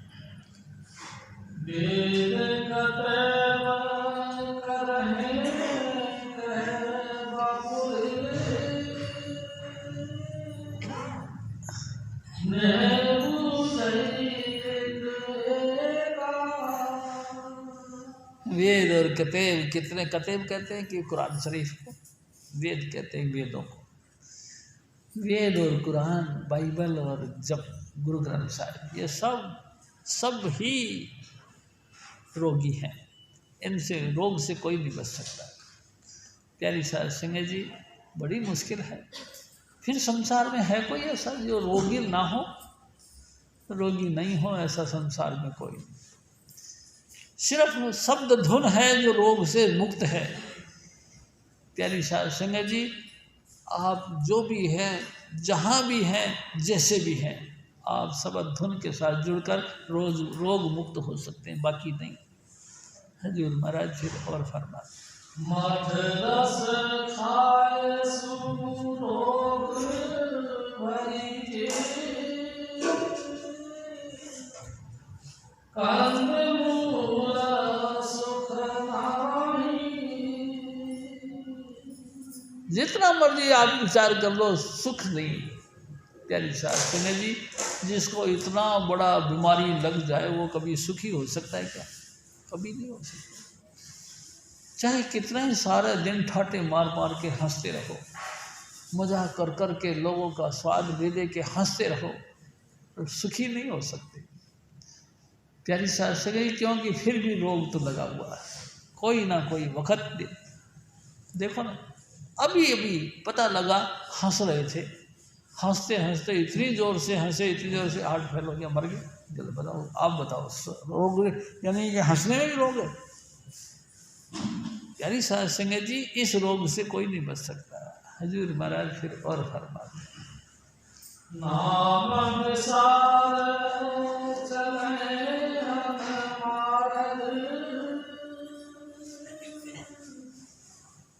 अंतकाल पछताई। प्यारी साहब सिंह जी, जिसने शब्द धुन की तलाश करने की कोशिश नहीं करी, गुरु की तलाश करने की कोशिश नहीं करी, और गुरु से नाम लेने का भी कभी विचार नहीं किया, और नाम भी लिया लेकिन अभ्यास नहीं किया, वो पछताते हैं। बाकी बस उनके हाथ पर ले कुछ नहीं पड़ता। प्यारी साहब सिंह जी, जय कृपा। जपो जय कृपाल, जय कृपाल, जय कृपाल जी, जय सावन, जय चुनीलाल जी। जपो जय कृपाल, जय कृपाल, जय कृपाल जी, जय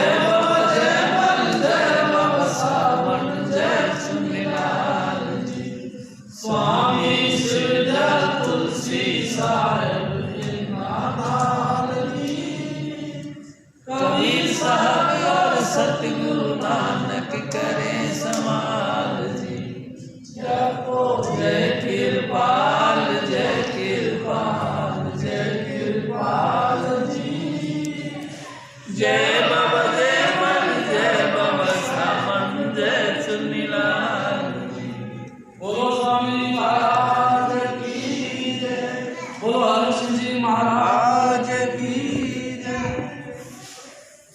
साथ सत्संग समाप्त करें और लंगर के लिए जय।